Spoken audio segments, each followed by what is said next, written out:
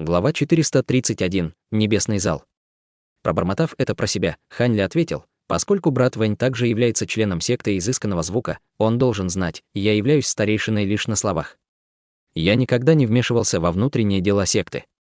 Однако, если все так, как описал брат Вэнь, и его дочь Сюй была несправедливо обижена, я могу замолвить за нее словечко фиолетовой духовной феи. Если она будет не в силах что-то предпринять, я тоже не в силах. Услышав, что Хань Ли не захотел лично взять дело в свои руки, Вэнь Цан был немного разочарован. Он также знал, что его дружба с Хань Ли не была глубокой. То, что он спас его и его дочь, уже можно было считать, что он сделал это по старой дружбе. Они оба были крайне благодарны ему, но Хань Ли отказал им с извиняющейся улыбкой на лице. Однако Хань Ли затем спросил: «Но ведь ты личный ученик посланника правых, почему бы тебе не поднять этот вопрос перед своим мастером?» Выражение на лице Вэнь Цзюй стало еще более печальным, и она объяснил мягким голосом: «Старший Хань не знает, но эта миссия была назначена близким родственником моего мастера. Мой мастер хотела, чтобы он стал моим компаньоном, да, но мой отказ очень рассердил ее». Сказав это, на лице женщины появилось беспомощное выражение, что делало ее красоту несколько трагичной. Хань Ли посмотреть на нее какое-то время, а затем наклонил голову и сказал: «Опасаясь оставаться здесь дольше, я здесь по важному вопросу и не могу путешествовать вместе с вами. Мне пора». Хань Ли помахал им. Они оба, естественно, решили воздержаться от каких-либо неприятных просьб о том, чтобы он остался, и поспешно поблагодарили его. Хань Ли слегка улыбнулся и исчез, превратившись во вспышку лазурного цвета. Папа с дочерью посмотрели в ту сторону лазурной полосы. Через некоторое время Вэнь Цзюй сердито проговорила: «Отец, ты никогда не говорил мне, что ты старый друг старейшины Хань нашей секты. Судя по всему, ты с ним познакомился еще до того, как он вошел в стадию формирования ядра. Расскажи мне об этом». Старейшина Хань на самом деле большая загадка для всех нас, однако, когда она договорила это, ее голос с сердитого изменился на заинтересованный. Вэнь Цан вздохнул и нежно ответил: «Твой отец и старший Хань виделись всего несколько раз. Между нами нет большой дружбы. Когда я внезапно увидел его в зале для аудиенций, я действительно был потрясен и несколько дней спустя почувствовал беспокойство. То, что он смог войти в стадию формирования ядра и стать старейшиной секты, для меня это было чем-то невероятным». Вэнь Цан невольно вспомнил тот момент, когда впервые встретил Хань Ли. Затем он замолчал и потерялся в прострации. Вэнь Цзюй увидела, что отец о чем-то задумался, и молча подошла к нему. Отец и дочь мирно плыли среди небес, а их одежда развевалась на ветру. Некогда пустынная, близлежащая часть океана внезапно стала очень оживленной. Каждые несколько дней культиваторы поспешно пролетели через это место на достаточной высоте с приятным удивлением. В этом месте появился огромный дворец, который плавал в небе без малейшего движения. Дворец был около 400 метров в высоту и был создан из безупречного белого нефрита. Он был изысканно красив и постоянно мерцал сверкающим светом. Его окружал слой плотного золотого света, который охватывал около 4000 метров в высоту. Культиваторы, приближающиеся к нему, без колебаний проходили через барьер со вспышкой белого света. Однажды под дворцом появилась полоска лазурного света, который внезапно остановился. Когда лазурный свет исчез, можно было увидеть юношу, который тщательно следил за направлением своей карты. Это был никто иной, как Хань Ли. Немного поколебавшись, он еще раз посмотрел на карту и убедился, что поблизости ничего не было. Просматривая море в течение большого промежутка времени, он так ничего и не нашел. Недоумение Хань Ли только усилилось. Внезапно задумавшись, он резко поднял голову. Увидев изящный нефритовый дворец, плывущий среди облаков, Хань Ли потерял дыхание от удивления. Какое-то время он в оцепенении смотрел на него, прежде чем пришел в себя от шока. Он не стал сразу приближаться ко дворцу, а вместо этого решил немного подумать. Внезапно его лицо оживилось, он вспыхнул голубым светом и исчез. Через мгновение на том самом месте, где только что был Хань Ли, появилось алое облако. Когда оно рассеялось, можно было разглядеть рыжего старика с расшитой тканью в руке. Он посмотрел на расшитую ткань и холодно осмотрел окрестности. Когда он поднял голову в небо и увидел дворец, на его лице появилась радость. Вскоре после этого старик снова покрылся алым облаком и взлетел выше в небо в направлении дворца. Затем, со вспышкой белого света, старик прошел через золотой световой барьер. Вскоре после этого появился Хань Ли. На его лицо было хмурое выражение. В следующую неделю Хань Ли терпеливо скрывался рядом с дворцом и увидел, что прибыли два других культиватора стадии формирования ядра и тоже прошли сквозь барьер. У них в руках также была расшитая ткань. Однажды терпение Ханьли наконец иссякло, и он сам полетел к золотому барьеру. Взмахнув рукой, он вынул свою карту и медленно влил в нее духовную силу. Затем карта выпустила белый духовный свет и окутала им Ханьли. Сделав шаг вперед, он легко прошел через барьер, как будто его и не было совсем. Пройдя через барьер, Ханьли без колебаний направился к прекрасному дворцу. Подлетев к дворцу, Ханьли увидел несколько огромных серебряных древних иероглифов, которые висели в 40 метрах над входом во дворец небесного зала. Мало того, что эти иероглифы были такими огромными, они также сияли ослепительным светом. Достаточно было лишь мельком кинуть на них взгляд, и глаза уже изнывали от боли. Он поспешно опустил голову в испуге, не смея смотреть дольше, стиснув зубы, Ханьли осторожно вошел во дворец. Когда Ханьли вошел, он был поражен увиденному. Перед ним был прямой, узкий коридор, полностью сделанный из прозрачного, тонкого нефрита. Ему не было видно ни конца, ни края.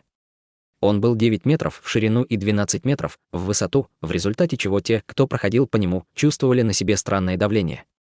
Ханьли нахмурился и высвободил свое духовное чутье, однако он был удивлен тому, что его было невозможно применить в этом коридоре, не говоря уже о том, чтобы обследовать дворец. Глаза Ханьли вспыхнули ярким светом, и он внимательно осмотрел нефритовую стену, обнаружив слабое мерцание. Казалось, весь этот коридор ограничивал тех, кто обладает большими способностями. Ханьли вытянул палец и слегка коснулся тонкого нефрита. Хотя он не мог распознать точный тип ограничений, он знал, что они содержат глубокую и неизмеримую духовную силу, заставляя сердце Ханьли слегка дрожать. Он молча убрал палец, а затем ненадолго задумался и в результате решился идти вперед. Слегка прищурившись, Ханьли пытался разглядеть что-либо, пока шел вдоль коридора. Поскольку здесь были ограничительные заклинания, он не боялся, что кто-то мог скрываться поблизости и собирался заманить его в засаду. Однако этот коридор был действительно длинным. Спустя время, которое потребовалось бы, чтобы закончить обед, он, наконец, приблизился к концу коридора, и перед ним появился выход. Ханьли воспарил духом, когда увидел его. То, что Ханьли увидел, когда вышел из коридора, разозлило его. Зал протянулся на 1500 метров и был невероятно огромным. Даже если бы здесь присутствовало несколько тысяч человек, там все равно было бы очень просторно. Но еще более странным было то, что здесь было несколько десятков огромных нефритовых столбов, расположенных равномерно по всему периметру зала. Мало того, что нефритовый столб имел толщину в несколько метров, на нем также были вырезан орнамент в виде редких странных зверей, некоторые из которых он никогда раньше не видел. Каждый из них был таким ярким и реалистичным, словно содержал свою собственную уникальную духовную ци. На самой вершине этих столбов было несколько десятков культиваторов, каждый из которых был одет в собственную одежду, стоял или сидел по собственному желанию. Помимо нескольких культиваторов, каждый из них занял по одному столбу. Кроме того, никто не говорил громко, они все занимались своим делом. Приход Ханьли слегка привлек внимание небольшой части культиваторов. Однако, некоторые из них были потрясены, увидев его. Ханьли горько улыбнулся, поскольку он тоже узнал их.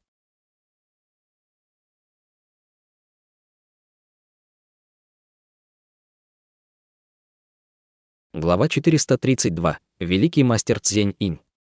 Среди людей в зале был костяной мудрец, от которого ему недавно удалось скрыться. Он сидел, скрестив ноги, на нефритовой колонне в углу зала, взглянув на него ледяным взглядом полным удивления. На другой нефритовой колонне стояла женщина, которая также с удивлением смотрела на Ханьли. Это фиолетовая духовная фея секты изысканного звука. Рядом с ней элегантный мужчина в лазурном пиджаке со сложным выражением на лице. Когда этот мужчина увидел, что выражение фиолетовой духовной феи стало немного странным, он тут же уставился на Ханьли. При виде того, что Ханьли выглядел достаточно молодо, его глаза холодно сверкали, а затем он задала фиолетовой духовной фее несколько вопросов. В ответ фиолетовая духовная фея грациозно улыбнулась и прошептала мужчине о личности Ханьли. Ханьли нахмурился и отвернулся от них. Его взгляд сосредоточился на другой колонне, с которой некто пристально смотрел на Ханьли со злобными намерениями.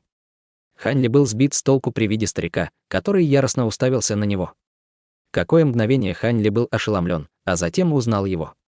Это был старейшина Мя-6 объединенных павильонов. Когда-то он был вовлечен в историю о поимке человекоподобного карпа, а старейшина Гау хотел убить его. Тем не менее, Ханьли воспользовался огромным ущербом его первородной ци и поймал в ограничительное заклинание, где и смог убить. Хотя с тех пор прошло много лет, но старейшина Мя узнал его. Казалось, смерть старейшины Гау все еще не давала ему покоя. Хань Ли внутренне пробормотал про себя, но вдруг понял, что его это больше не беспокоит. Осмотрев остальную часть зала, он больше никого не узнал. Немного поколебавшись, он обнаружил свободный нефритовый столб и взлетел на него. Он сел, скрестив ноги, и начал оценивать других культиваторов, которых не узнал. Поскольку духовное чутье Хань Ли было заблокировано, он не мог видеть их уровень культивации. Он знал только, что большинство культиваторов здесь были на стадии формирования ядра, и только малая часть были культиваторами стадии заложения фундамента. Возможно, здесь были даже культиваторы стадии зарождающейся души. Именно поэтому Хань Ли тщательно изучил остальных, сидя на столбе. Некоторое время спустя он узнал двоих, которые, скорее всего, были стадией зарождающейся души. Один из них был пожилой, худощавый конфуцианский ученый в желтой одежде. Он спокойно держал за спину одной рукой, просматривая потертую нефритовую пластинку с большим интересом, изредка качая головой. Кажется, он на самом деле был увлечен. Другим культиватором была красивая женщина средних лет в белоснежной одежде. Она была окружена ошеломляющей аурой, не позволяя незнакомцам приближаться к ней. В настоящий момент ледяная красавица безмолвно начищала свой длинный меч. Она выглядела чрезвычайно гордой. С тех пор, как Хань Ли вошел в зал, она ни разу не отвела взгляд в его сторону. Хотя другие культиваторы также казались спокойными и безразличными, в манере их поведения была некоторая наигранность по сравнению с этими двумя. Кроме того, большая часть культиваторов в зале смотрела на этих двоих с уважением, которое отсутствовало, когда они смотрели на других культиваторов. Благодаря этому Хань Ли сделал выводы, что они были экспертами стадии зарождающейся души. Но с самого начала Хань Ли понимал, что помимо них двоих нельзя недооценивать и других экстраординарных личностей, которые здесь присутствовали. Самым заметным среди них был костяной мудрец. Хотя культивация этого старого дьявола была только на поздней стадии формирования ядра, его сила много превосходила других культиваторов того же уровня. Так что он уступал только культиваторам стадии зарождающейся души. Но откуда ему было знать, какие еще тигры в кустах здесь притаились, Хань Ли слегка пробормотал про себя, очевидно, на какой-то позабыв, что он сам без особых усилий сможет подавить культиваторов своего уровня. Во всяком случае, Хань Ли стал еще более осторожным после своих размышлений и иногда задумывался об истинной силе собравшихся здесь. Вероятно, это не могло быть обычным собранием культиваторов. В конце концов, тайна, которая содержалась во фрагменте карты на расшитой ткани и плавающем в воздухе небесном зале, привлекла сюда даже нескольких культиваторов стадии зарождающейся души. Это гарантировало, что должно произойти что-то необычное. К сожалению, он совершенно не знал никаких деталей. В противном случае он бы давно спланировал свои дальнейшие действия, тем самым уменьшив возможную опасность и просчитав любые недостатки, которые он мог испытывать в каких-либо неожиданных обстоятельствах. В этом случае ему ничего не оставалось, кроме как действовать по обстоятельствам. Когда Хань Ли задумался, как вдруг услышал передачу звука от костяного мудреца, не ожидал тебя здесь увидеть. Как насчет сотрудничества в этой охоте за сокровищами, охота за сокровищами? Услышав эти два слова, сердце Хань Ли светилось от радости. Однако он ответил со спокойным выражением на лице. Как старший намерен сотрудничать со мной? Пожалуйста, объясните мне. Выражение лица костяного мудреца засияло, когда услышал, что Хань Ли не отказал ему. Пока он думал над тем, что сказать, в зал ворвались два человека. Когда Хань Ли и костяной мудрец увидели этих двоих, их выражения сильно изменились. В то время как выражение лица Хань Ли лишь слегка побледнело, лицо костяного мудреца полностью исказилось, а в его глазах засияла кровожадность. К счастью, его мозг быстро соображал, и через доли секунды это выражение исчезло с лица, снова являя собой спокойное выражение. Ни один из этих двух не заметил эти изменения в лице костяного мудреца. Однако Хань Ли внутренне проклинал этих двоих, поскольку один из них был молодым островным лордом острова Цзень-Иня, Вучжоу. Хотя Хань Ли не был знаком со вторым, узкоглазым мужчиной среднего возраста, он тут же пожалел, что пришел сюда. В этот момент мужчина средних лет вошел вглубь зала вместе с Вучжоу и стал холодно озираться по сторонам. Вскоре его взгляд упал на культиватора с болезненным лицом, и он холодно рассмеялся. «Хорошо, очень хорошо». Закончил смеяться он, когда его глаза сверкнули холодным светом в направлении Хань Ли. Когда его взгляд упал на Хань Ли, тот почувствовал, что на него смотрит гадюка. У него волосы встали дыбом от этого по всему телу. Несмотря на его внешнее спокойствие, его сердце бешено колотилось, внезапно Хань Ли был удивлен. На лице мужчины средних лет появилось выражение приятной неожиданности, когда он увидел его. Хотя его выражение вскоре снова стало спокойным, Хань Ли мог четко видеть это. Он немного смутился произошедшему, а в его сознании возникли сомнения. Костяной мудрец тоже увидел это и был ошеломлен. Но затем он тоже погрузился в задумчивость. В этот момент мужчина средних лет безучастно взглянул на старого конфуцианского ученого и красивую женщину на мгновение, а затем убрал свой холодный взгляд. Он дружелюбно сказал, обращаясь к ним: «Я не ожидал увидеть брата Циня с острова Южного Журавля и леди Вэнь с гор Белой Стены. Как жаль, что я не узнал вас, в этом не было никакого неуважения. Мой клан можно сравнить с вашим собственным островом Цзень-Инь. Мы встретились совершенно случайно. В конце концов, это возможность, которая возникает только раз в 300 лет. Я также слышал, что Маньхуцзы приобрел фрагмент карты Небесного зала. Он также должен прибыть сюда в скором времени. Когда придет время, все наши старые ублюдки соберутся еще раз», — с искренней улыбкой сказал конфуцианец, убрав нефритовую пластинку. «Маньхуцзы тоже придет». Выражение лица мужчины среднего возраста изменилось, как будто он очень боялся этого имени. «Верно. Я слышал, что его жизнь подходит к концу. Он решил прийти в небесный зал ради фруктов, продлевающих жизнь, чтобы создать несколько таблеток и прожить дольше на несколько лет», — с холодной насмешкой произнес старик. Холодная красивая женщина продолжала смотреть на свой магический меч, чистив его, полностью игнорируя их разговор. Когда Хань Ли услышал их разговор, он глубоко вдохнул. Даже из этого короткого диалога он смог получить довольно много информации. Мужчина средних лет, который был рядом с Вучжоу, на самом деле великим мастером Цзень-Инем, который также был на стадии зарождающейся души. В этом небесном зале также были фрукты, которые могли продлить жизнь. Слишком немыслимо. Неудивительно, что эксперты сюда прибыли, даже эксперты стадии зарождающейся души.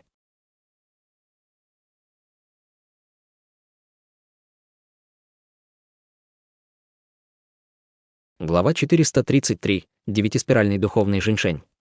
Анализируя полученную информацию, Хань Ли размышлял над тем, хочет ли вмешиваться в это мутное дело. Хотя он и не знал, что должно было произойти, этот странный дворец в небе напоминал испытание огнем и кровью в государстве Б. Хотя там было много сокровищ, опасности также подстерегали на каждом шагу. Странное выражение на лице великого мастера Цзень-Иня слегка напугало его. Неужели он что-то замышлял? Неважно, что именно, для Хань Ли разумнее было уйти. Однако, по словам этих старых эксцентриков, это место открывалось раз в 300 лет. Если он теперь отступит, у него больше не появится шанс попасть сюда. Это было достаточной причиной для дальнейших колебаний. Пока Хань Ли размышлял над этим, он внезапно услышал голос костяного мудреца. «Младший, у тебя есть что-то, что Цзень-Инь хочет забрать у тебя. В противном случае, я не вижу другой причины, по которой он мог так посмотреть на тебя. Очевидно, что он хочет избавиться от тебя». Хотя его слова звучали равнодушно, в них была слышна насмешка. Хан Ли мысленно фыркнул и ответил: «Если лорд острова Цзень и не узнает, что высокоуважаемый старший здесь, это его заинтересует намного больше. Наверняка он захочет поболтать с давно потерянным мастером.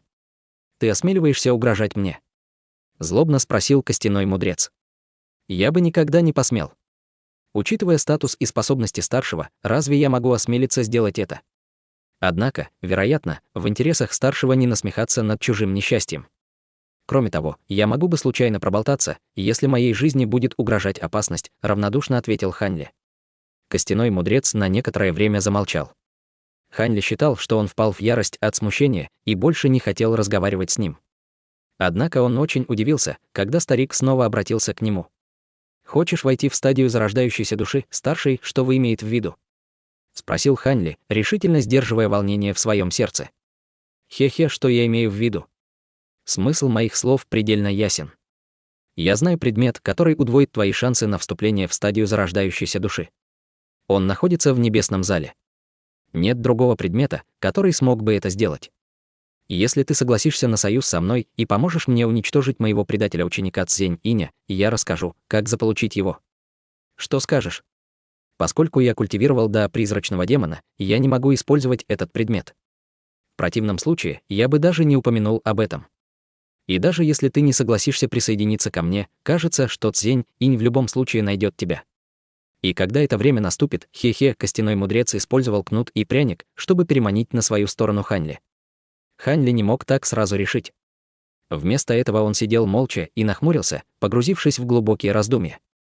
Молодое воплощение костяного мудреца выглядел по-прежнему спокойным. Он явно читал, что культиватор стадии формирования ядра не мог отказаться от такого огромного предложения.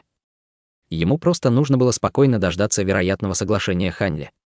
В этот момент великий мастер Цзень и Ничжоу подлетели к столбу конфуцианского ученого и стали о чем-то разговаривать, изредка обращаясь к красивой женщине по имени Вэнь. Однако красивая женщина закрыла глаза после того, как она закончила полировать меч. Казалось, она не обращала на них никакого внимания. Великий мастер Цзень Инь совершенно не выглядел сердитым или смущенным из-за такого поведения этой женщины, а вместо этого продолжал говорить с улыбкой. Когда Ханьли наблюдал за ними, он стал все больше опасаться этого Цзень Иня. Мало того, что у этого человека был невероятно высокий уровень культивации, его интеллект намного превосходил обычных культиваторов. Иначе что еще могло заставить костяного мудреца культивировать до демонического призрака и отказаться от его пути к реинкарнации? Костяной мудрец явно ненавидел себя за то, что не смог вовремя убить своих предателей-учеников и развеять прах от их костей. Однако, несмотря на обиду между старыми дьяволами костяного мудреца и Цзень Инем, Цзень Инь совсем недружелюбно поглядывал на Ханьли. Хотя нельзя было сказать, что у него не было шансов убежать от культиватора стадии зарождающейся души, в настоящем сражении это было бы довольно проблематично. В конце концов, была слишком большая разница между ранней стадией формирования ядра и стадией зарождающейся души. Даже если его магическое сокровище и золотые прожорливые жуки были мощными, его бы все равно с легкостью могли убить. Немного подумав, Ханьли в конце концов обратился к костяному мудрецу: «Расскажите мне об этом предмете, и какое он имеет отношение к тому, чтобы продвинуться до стадии зарождающейся души, конечно. Если ты соглашаешься присоединиться ко мне, я все расскажу тебе». Костяной мудрец был в восторге от того, что, наконец, дождался ответа. Ханьли не стал сразу отвечать, а просто закрыл глаза, делая вид, что культивирует. Этот предмет называется девятиспиральный духовный женьшень. Это элемент трансформированной небесной и земной духовной ци. Хотя его основное тело — это духовная трава, его чистая духовная природа заставляет его превращаться в животное или насекомое, позволяя ему передвигаться самостоятельно. Он очень хорошо прячется. Много лет назад я видел этот предмет в небесном зале. Тогда уровень моей культивации был слишком низким, и у меня не было никаких подходящих магических инструментов, поэтому мне пришлось отпустить его. Во второй раз, когда я пришел сюда, я был на стадии зарождающейся души и больше не нуждался в том, чтобы тратить силы на его приобретение. Но для тебя он будет очень полезным, костяной мудрец продолжил уговаривать его. Девятиспиральный духовный женьшень. Ханьли глубоко вздохнул. Ханьли давно знал об этой легендарной бессмертной траве. Хотя она часто упоминалась в древних записях, считалось, что ее уже давно не существовало в мире смертных. Неужели этот предмет действительно мог быть в небесном зале? Однако найти один или два стебля было бы неплохо. Но до сегодня он никогда не слышал, что девятиспиральный духовный женьшень был полезен для достижения стадии зарождающейся души. Ни в одной из записей не говорилось о его конкретном практическом использовании. Неужели этот старый дьявол солгал мне, чтобы я сотрудничал с ним? Предположил Ханьли. Костяной мудрец, будто угадав сомнения Ханьли, продолжил: «Будь спокоен. Когда мы прорвемся через барьер, я в первую очередь помогу тебе найти его, а потом, когда мы уничтожим моего ученика-предателя, я дам тебе секретный рецепт. Если ты создашь лекарственную таблетку в соответствии с инструкциями формулы, это значительно увеличит твои шансы вступить в стадию зарождающейся души. Однако, моей целью также является поиск полезных материалов для культивации в небесном зале. Тебе придется помочь мне в этом, чтобы я достиг определенного успеха». Костяной мудрец пытался развеять сомнения Ханьли и предложил ему условия, которые полностью отвечали большинству подозрений Ханьли. «Отлично. Если вы действительно уверены в том, что сможете убить Цзень Иня, я могу помочь вам». Ханьли в конце концов согласился на создание временного альянса с костяным мудрецом. По правде говоря, этот альянс был довольно слабым, и было довольно сложно сказать, как долго он продлится. Возможно, все изменится даже после того, как они убьют Цзень Иня. Ханьли глубоко вздохнул. Однако тон этого старого дьявола звучал совсем по-другому, чем когда они были на острове. Наличие опытного союзника было намного лучше, чем путешествовать в одиночестве. По крайней мере, он мог бы узнать немного о небесном зале и, несомненно, верил в желание костяного мудреца убить Цзень Иня. Когда Ханьли и костяной мудрец пришли к соглашению, Ханьли начал расспрашивать его о небесном зале. После долгой, скрытной беседы с костяным мудрецом, выражение Ханьли стало неприглядным. Казалось, что перспективы и опасности шли рука об руку. Это путешествие в небесный зал, в частности, казалось чрезвычайно опасным. Он невольно вздохнул, а затем начал культивировать свою ци в медитации. Внутри зала Ханьли не нужно было волноваться о внезапных атаках. Ранее он уже заметил, что помимо некоторых летающих техник и других незначительных магических методов, любые другие методы здесь было невозможно использовать. Любая используемая магическая сила тут же растворялась. Даже магические сокровища в его теле напоминали безжизненные железяки. Какое невероятное ограничительное заклинание! На следующей неделе культиваторов в зале становилось все больше и больше, и в итоге их собралось более 100 человек. Нефритовые колонны уже были заполнены другими культиваторами. Тем, кто пришел позже, ничего не оставалось, кроме как расположиться на полу.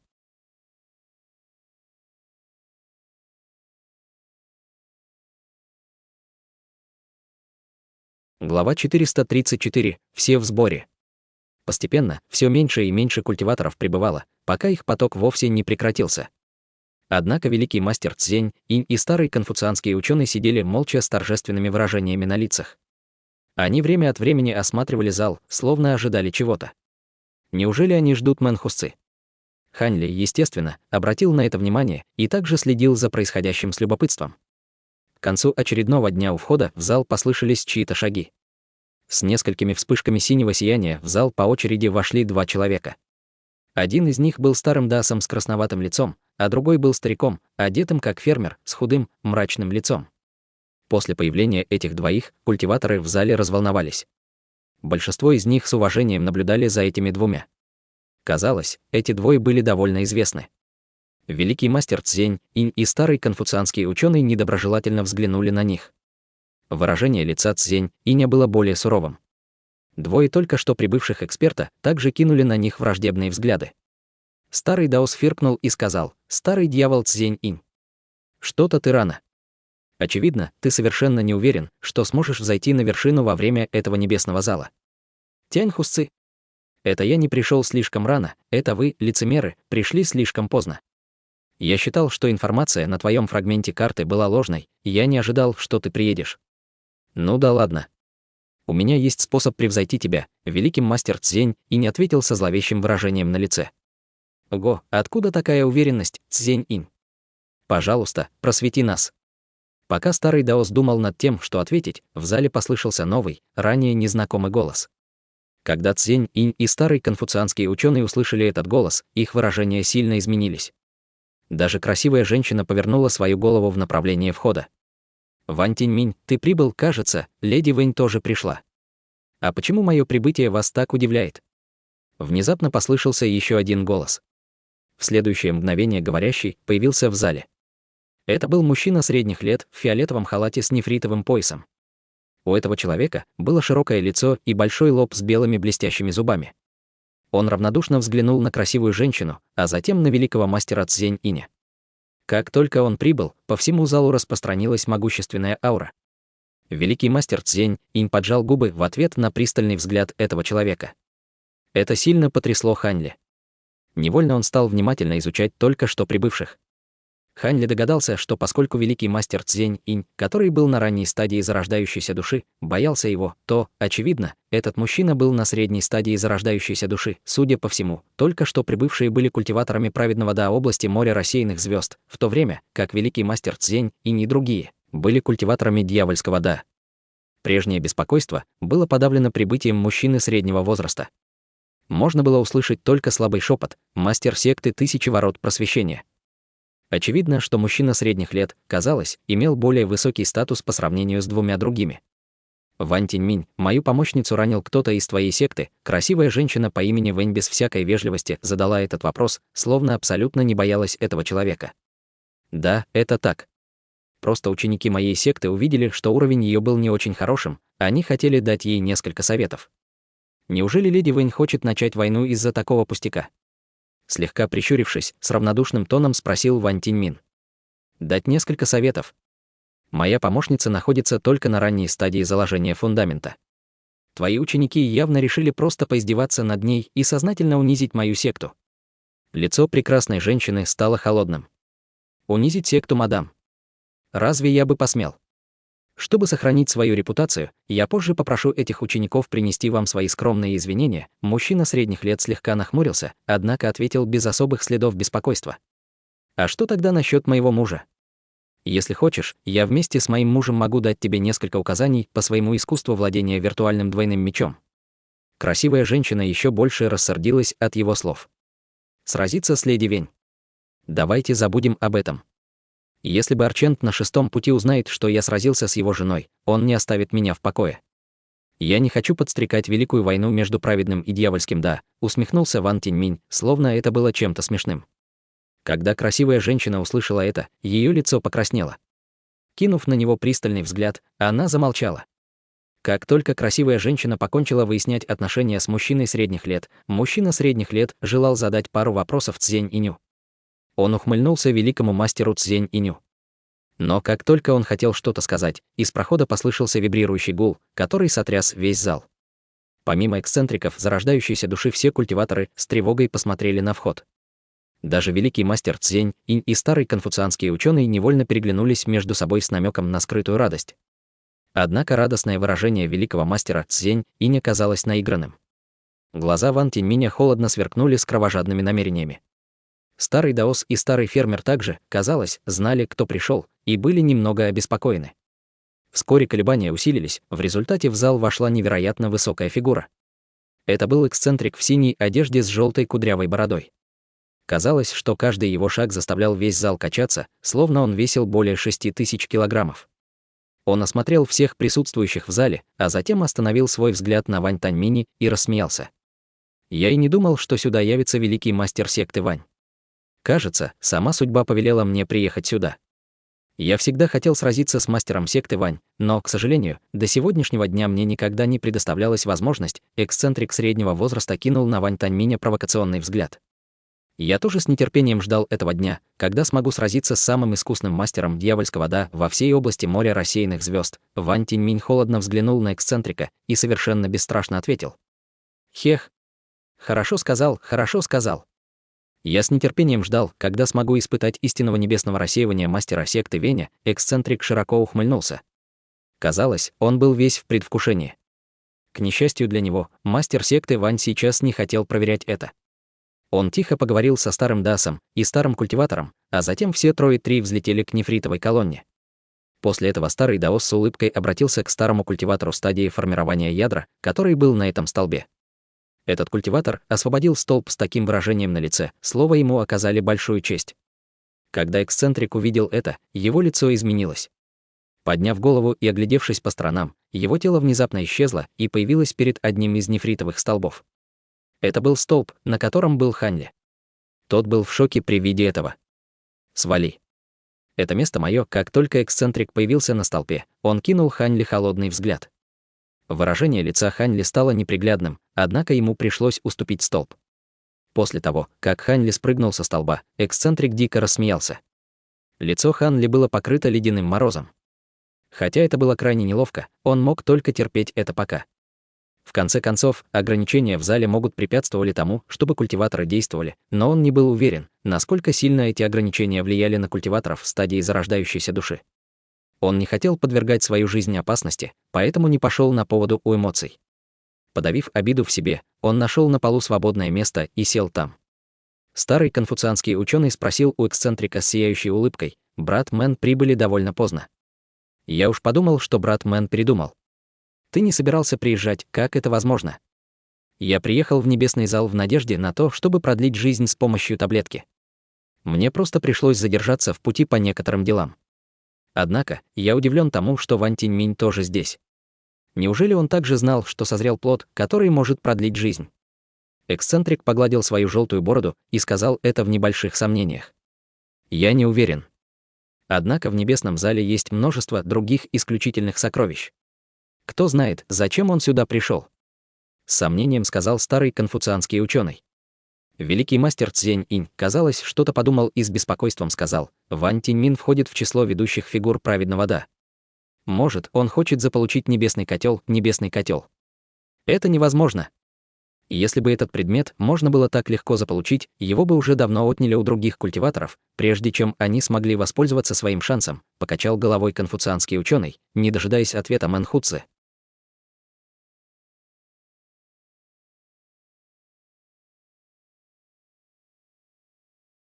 Глава 435. Небесный котел и небесная таблетка. Кое-что неясно.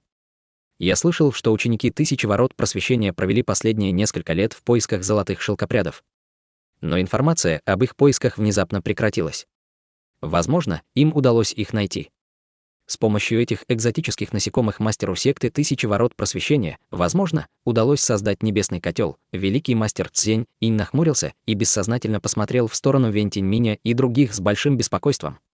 В настоящее время 3 культиватора праведного Да сидели на одном столбе, скрестив ноги, словно совершенно не собирались говорить. ГМ. Однако, я слышал, что не только Вань Тиньминь обладает золотыми шелкопрядами, но и у тебя, Цзень Инь, есть пара огненных змей с огненного островаля. Твои амбиции в этой поездке тоже довольно велики. Резко сказал Мэн Хуцзы, обращаясь к Цзень Иню. Казалось, он пренебрежительно относился к тайным действиям великого мастера Цзень Иня. Когда тот услышал это, его выражение внезапно изменилось несколько раз, а затем пришло в норму. Однако он проклинал его в своем сердце. Не было никаких сомнений в том, что его собственные доверенные лица разгласили эту информацию, поскольку о ней знал Мэн Хуцзы. Похоже, что помимо поисков продлевающего жизнь плода, Мэн Хуцзы также следил за Цзень Инем. Несмотря на то, что он был сильно раздражен, он сказал это со спокойным выражением на лице. Похоже, что моя глупость навлекла на меня твои насмешки. Я действительно 2 огненных змей, но их навыки очень слабые.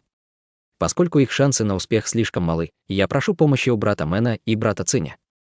Сердце старого конфуцианского ученого вздрогнуло, и он нерешительно спросил: «Наша помощь?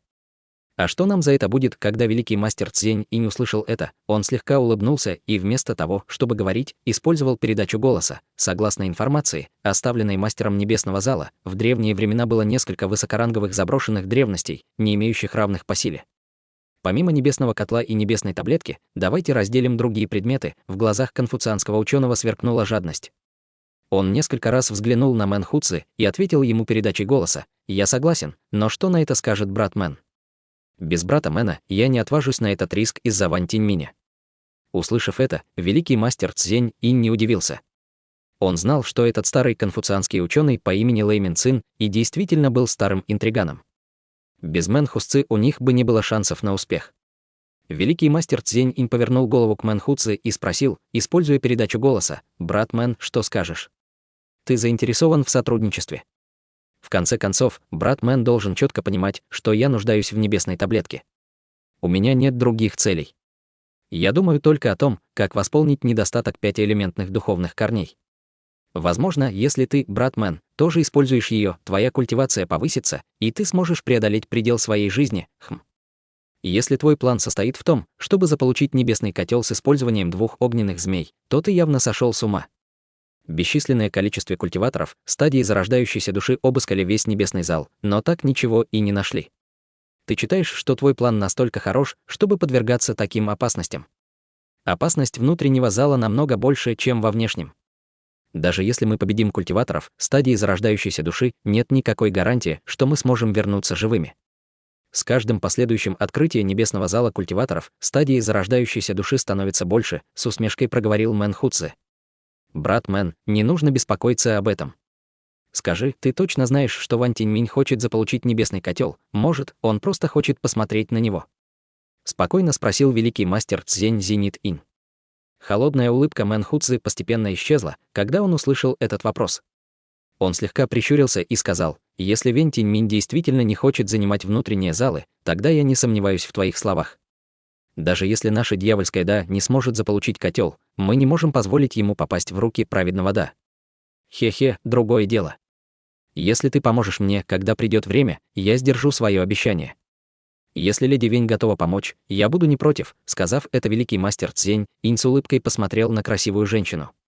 «Я пришла сюда только за тем, чтобы собрать кое-какие духовные растения. Внутренние залы слишком опасны, так что это меня не интересует». Красивая женщина по имени Вэнь даже не удосужилась выслушать условия и тут же отказалась.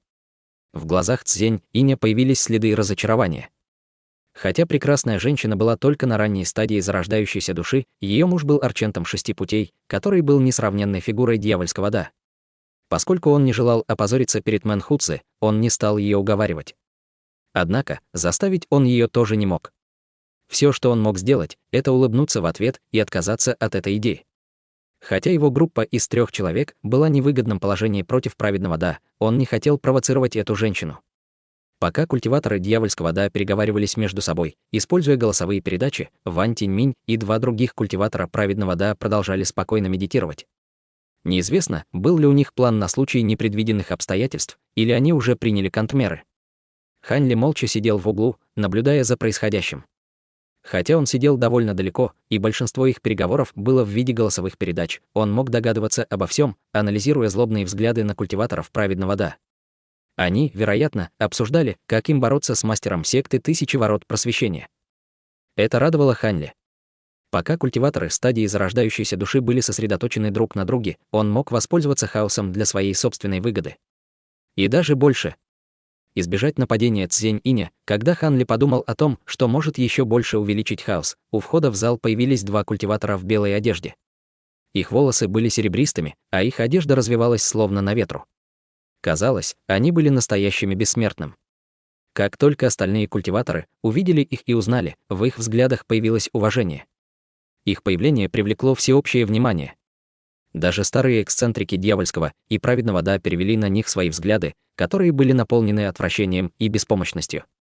Старик с дружелюбным видом улыбнулся под пристальными взглядами культиваторов и любезно сказал: «Причина, по которой мы не председательствовали на этой охоте за сокровищами в небесном зале, заключалась в том, что мы, 2 святых, были в уединении. Но теперь мы, 2 старшины, будем наблюдать за этим великим событием от имени Дворца Звезд. Правила этой охоты за сокровищами прежние. Те, кто запугивает слабых или убивает других людей, чтобы захватить их сокровища, будут уничтожены нашим Дворцом Звезд. Однако наш контроль будет ограничен внешними залами. Мы не будем входить во внутренние залы или участвовать в том, что происходит там. Таким образом, если кто-то чувствует себя неуверенно, просто не ходите во внутренние залы. Кроме того, мы не собираемся никому помогать, если кто-то столкнется с опасностью. Ваша жизнь только в ваших руках». Сказав это, старик в белом пробежался взглядом по залу, словно молния. Оглядев остальных, он остановился на доли секунд свои глаза на Вань Тиньмине и Мэн Хуцзы, а затем отвел взгляд. Старик в белом сначала испугался, а затем нахмурился. Он невольно задался про себя вопросом, почему здесь эти 2 эксцентрика? Кажется, это будет немного хлопотно. У старика на несколько секунд изменилось выражение, а затем он усмехнулся, и на его лице снова появилось холодное выражение. Затем эти 2 старейшин Дворца Звезд сели со скрещенными ногами по обе стороны у входа, не обращая внимания на шум, вызванный их словами. У всех культиваторов в стадии формирования ядра были довольные выражения на лицах. Когда Хань Ли увидел это, он решил, что это было немного странно. Что Дворец Звезд надеется получить, действуя таким образом? Быть может, это доказательство их авторитета. В этот момент он услышал голос костяного мудреца: «Малыш, будь осторожен. Дворец Звезд только прикидывается добродетелями. Мне подлинно известно, что когда дьявольское Да или праведное Да получает слишком большее влияние, Дворец Звезд подавляет соответствующего правонарушителя, уравнивая силы. Кроме того, каждый раз, когда открывается небесный зал, культиваторы праведного Да и дьявольского Да умирают таинственным образом.